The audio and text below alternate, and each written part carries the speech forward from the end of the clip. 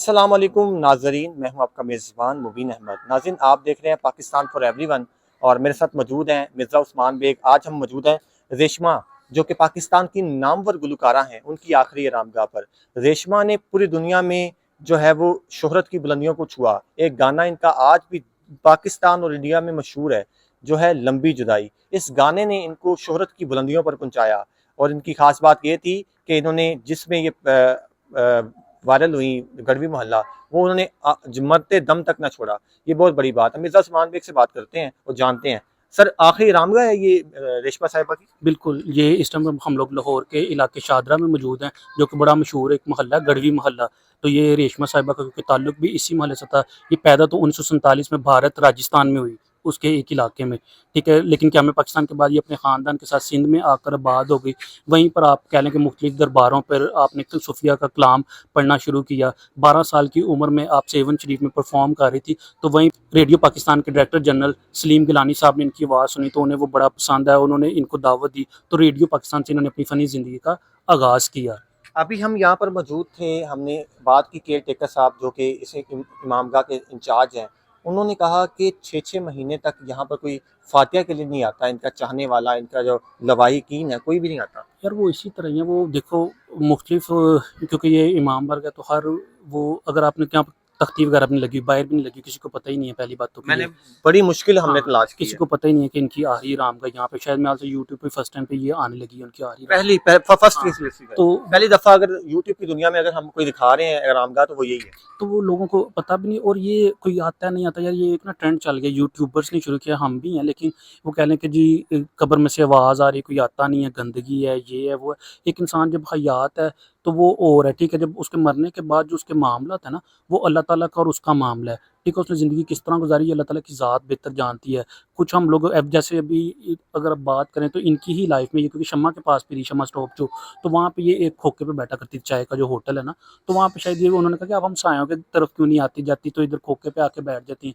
उन्होंने कहा मुझे आपके पास अच्छा लगता है बैठना, क्योंकि वो कहते होंगे, जैसे मैं अभी अभी की बात करता हूँ यार, 21वीं सदी में आज भी हम लोग अपने जो फनकार हैं, हम लोग उनको कोई मुरासी कह के पुकार देता है, उस तरह हम लोग ऑन नहीं करते। हालांकि ये आपके बेस्ट इन्वेस्टर्स होते हैं दूसरे ममालिक में आपके। अगर इनकी बात की जाए तो इन्होंने सिर्फ इंडिया या बांग्लादेश पाकिस्तान में नहीं, पूरी दुनिया में, अमेरिका में, यूएसए, कहीं किसी का भी आप नाम लें तो उन्होंने हर प्लेटफॉर्म पे इन्होंने पाकिस्तान की नुमाइंदगी की, ठीक है। बुलबुल सहरा कहा जाता था, जैसे आपने ज़िक्र किया है। तो इनको कई पाकिस्तान में भी एज़ाज़ात मिले। और ये भी नहीं, हम अपने फ़नकारों को ऑन करते हैं, क्यों नहीं करते? अगर आप लक्स स्टाइल अवार्ड खोलें तो आतिफ़ असलम ने इनको ट्रिब्यूट पेश किया बिल्कुल जब बिल्कुल। लाइफ टाइम अचीवमेंट इनको अवार्ड दिया गया, शहजाद होने में दिया है। ठीक है। शहजाद रोय ने इनका वो चोरी चोरी में मैं तेरे नाल ला लिया अखा में, ठीक है, वो इनका गाना। फिर जो आपने बात की कि इनका लंबी जुदाई से जो जहाँ से इनको शोहरत मिली कह लें, वो इंडिया की सुभाष घई की फ़िल्म थी, हीरो गालबन, हाँ, हीरो ही थी। तो उसमें इन्होंने परफ़ॉर्म किया लंबी जुदाई, जो आज भी कह लें कि वो गाया जाता है, उसी तरह लोग उसको पसंद करते हैं। तो ये कोई भी नहीं होता यार, कब्र पे कोई आए ना आए, तो ये ना उनकी फैमिली का ये होते हैं। जब पाकिस्तान से इनका ताल्लुक है ना, तो मैं भी क्या कहते हैं, इनके लिए फातिहा कर सकता हूँ, देखने वाले वीडियोज़ भी कर सकते हैं, कोई भी कर सकते हैं। तो उनको अच्छे अल्फाज में याद रखें।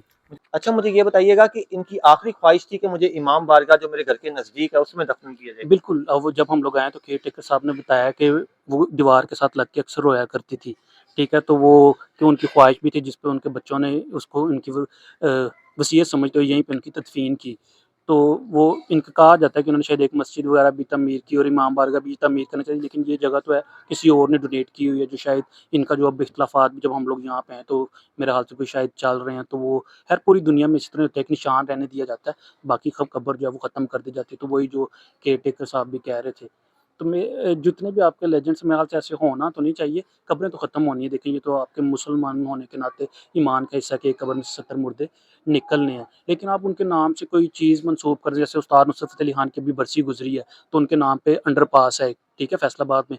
फिर उनका जैसे हमारे यहाँ पे अलहम्रा है, उसी तरह जो कल्चरल ऑडिटोरियम है, उसका नाम नुसरत फ़तेह अली खान के नाम पे, इसी तरह रेशमा साहिबा के नाम पे भी ये मोहल्ले का ही नाम रख दें। ये मोहल्ला बहुत बड़ा है, गढ़वी मोहल्ला, इसकी किसी गली का नाम रख दें, इनके नाम से मंसूब होनी चाहिए। मुझे ये बताइएगा कि इनके चाहने वाले पूरी दुनिया में मौजूद हैं।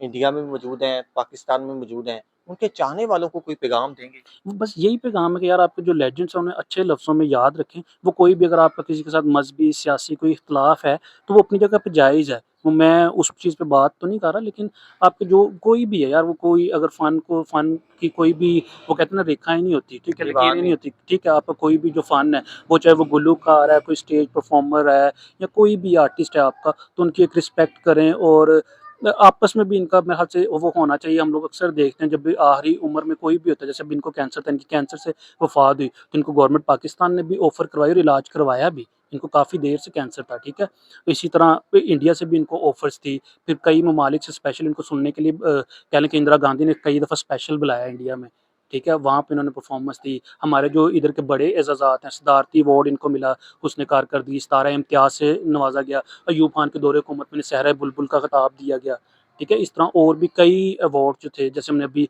लाइफ टाइम अचीवमेंट अवार्ड की बात की, तो और भी इस तरह इनके नाम से जो है वो जगहें जो है वो मंसूब होनी चाहिए।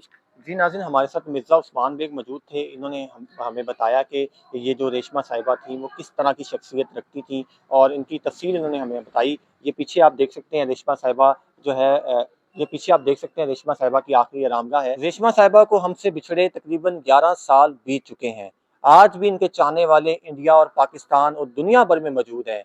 अपनी दुआओं में हमेशा रेशमा साहिबा को भी याद रखिएगा। अपने मेज़बान मुबीन अहमद को पाकिस्तान फॉर एवरीवन से इजाज़त दें। अल्लाह हाफ़िज़। रेशमा तो अंग्रेजों के मुल्क में आई है, तो कोई अंग्रेजी बोले तो यस करती रही।